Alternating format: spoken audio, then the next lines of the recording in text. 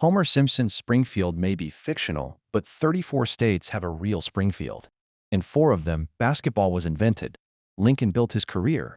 American troops resisted a British advance, and Route 66 got its famous number. Begin in Springfield, Massachusetts, founded beside the Connecticut River in 1636, the first American settlement to carry the name. Under George Washington's authority, the nation's first federal armory began producing muskets here in 1794. Its precision methods advanced interchangeable parts manufacturing. Then, in 1891, James Naismith invented basketball at the school now known as Springfield College. This Springfield helped change both American industry and how the world plays. In Springfield, Illinois, the defining story is Abraham Lincoln. He arrived in 1837 and called the city home for 24 years.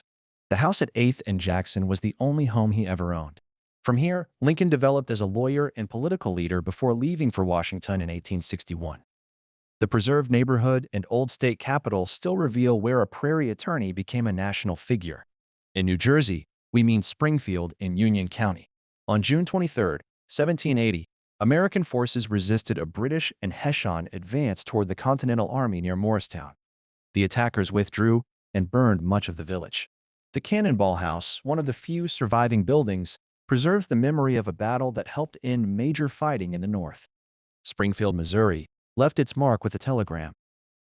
Sent on April 30, 1926, it supported the number 66 for the planned Chicago to Los Angeles highway.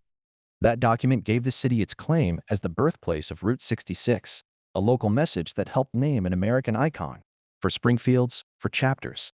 But which should we visit next? Thank you for watching, with a special thank you to current subscribers. If you would like to hear your city featured, tell us in the comments.